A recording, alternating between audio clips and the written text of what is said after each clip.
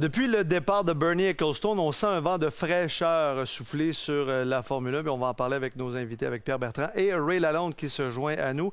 Ray, d'abord, bonsoir. Bonsoir. Bonsoir. Quel est l'impact de l'arrivée de Liberty Media en F1? On le sent depuis cette arrivée que les choses tendent à changer. Bien, on pourra en parler pendant de longues minutes. Ce que je te dirais, le premier point que j'observe, c'est qu'on tente de prendre un produit qui était un peu vieillissant, un peu lointain par rapport à la consommation. Loin des partisans? Des partisans, loin des médias, loin de tout le monde. Et là, on tente de le rajeunir. On lui donne un nouveau contenant.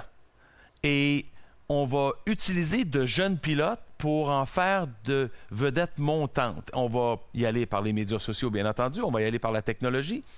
Et puis, on va faire plein d'autres choses qui sont nécessaires quand on doit faire une relance, une refonte d'une ligue. C'est pas parce que ça allait pas bien avec Ecclestone, sauf qu'il y a énormément plus de potentiel pour la F1 comme circuit mondial.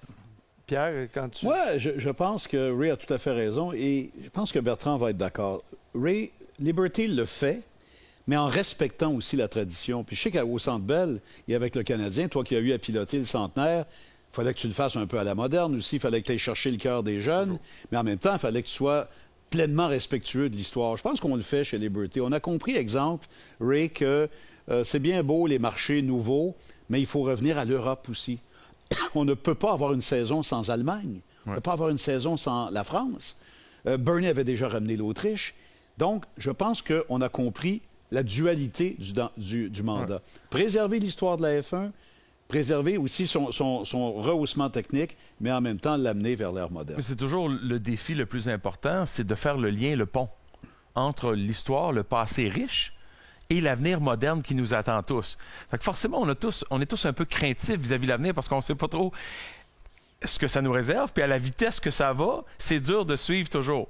On a tendance à toujours s'appuyer sur des piliers avec lesquels on est confortable. Bon, la F1 a une grande histoire, 40 ans ici et bien des années ailleurs, de grandes légendes de la course automobile. Il faut qu'ils fassent partie, eux aussi, de la renaissance avec les jeunes. Donc, justement, il faut que tu rattaches tout ça ensemble pour garder tout ça dans un mouvement, dans une seule direction. Puis je pense que Liberty Media, comme tu l'as dit, Pierre, il n'arrive pas là avec beaucoup d'arrogance. Il arrive là avec une certaine confiance que si on leur donne un peu de temps, ils vont faire une transformation d'un produit qui est déjà très populaire à quelque chose d'encore plus. Mais messieurs, est-ce que le produit, puis Bertrand, ça s'adresse à toi, est-ce que d'avoir davantage de compétition au sein du peloton ne serait pas plus vendeur pour un produit où on sait qu'il y a 6 pilotes, 3 écuries qui dominent, mais de démocratiser ça un peu plus? C'est le grand chantier de Liberty Media, le chantier le plus difficile. On sait que les grandes écuries reçoivent plus d'argent que les petites écuries. Ça vous donne une idée, alors qu'en Amérique du Nord, on partage les profits. On ne fait pas ça du tout. Alors, c'est un des chantiers de Liberty Media. Et ça, vous attaquez à Ferrari. Ferrari qui est habitué à avoir donc, ce surplus d'argent, des bonis spéciaux historiques de Ferrari. Et pour l'instant, ça passe pas. Il y a un clash total. Et ça va être extrêmement difficile. L'autre aspect, c'est sur le plan sportif. On veut changer carrément les week-ends de Grand Prix. On trouve que la qualification du samedi, la grande course de 2 heures du dimanche, ça fait 50 ans que c'est comme ça. Il faut changer ça. On parle de course de qualification, possiblement. On parle de Grand Prix plus court. Et ils disent qu'à 1h45, il n'y a plus personne qui s'assoit devant un écran pour regarder un événement d'1h45. Faut que les gens regardent la NFL. C'est peut-être pas si problématique que ça. Mais on va apporter beaucoup de changements. Mais tous les points que Bertrand mentionne sont tous dans la lignée de rendre le produit plus séduisant. Un peu plus court ici, un petit peu de modification là. Alors, dépenser un peu moins d'argent tout le monde, s'assurer que les revenus sont mieux partagés, contrôler finalement l'aspect financier. Ça mène à de la parité. Bon, c'est sûr que les Ferrari et les Mercedes vont sauter en disant « Hey, attends, nous autres, là, on est les rois et maîtres. » non? Oui, absolument. Mais d'un autre côté, on veut donner la chance à élargir les opportunités pour les jeunes pilotes, pour les autres écuries, pour le monde entier de le consommer. C'est bon d'avoir des leaders puis des vedettes comme Lewis Hamilton.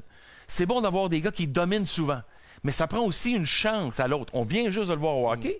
Ça ouvre de nouveaux horizons pour ce sport-là. Mais tu sais, ce qui va devoir se produire, Luc, c'est que Bernie, lui, à la fin de son règne, il avait à contribuer à un fonds de croissance, des fonds de pension. CVC Capital, là, c'était des fonds de pension. Bernie, lui, il fallait qu'il rentre de l'argent. Liberty Media veut développer une marque de commerce. Et je sais que tu es un expert en branding, Ray. On veut développer la marque F1 par ses artisans et par ses écuries. Oui, mais les écuries ne trouvent pas ça drôle, là, parce qu'eux, ils sont habitués à avoir un certain revenu. Là, les Liberty Media arrivent, on dépense sur le marketing, on dépense sur des experts dans tous les départements, et là, les écuries, leurs revenus descendent. Mais c'est le succès collectif. C'est le succès collectif. Mais c'est ça qu'ils ne comprennent pas en F1, ça a toujours été le problème de la F1, c'est chacun pour soi-même. Voilà. Il faut vraiment changer de mentalité. Il y a des mentalités à changer, Ray. Là. Non, je suis d'accord, puis c'est très difficile. Mais il faut le faire. De toute façon, ils vont l'imposer. Fait qu'ils vont tous réussir à s'adhérer à cette ligne de pensée-là.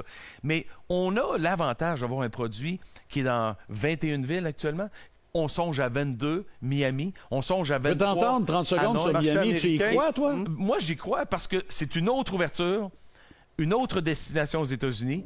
Et c'est un marché complètement sous-exploité. Honnêtement, ça a passé très facilement le vote au Conseil de ville. Ça, c'est sûr. Stephen Ross, qui est un milliardaire qui vaut 10 milliards de dollars canadiens, 95 de propriété des Dolphins, c'est lui qui va être le grand promoteur derrière.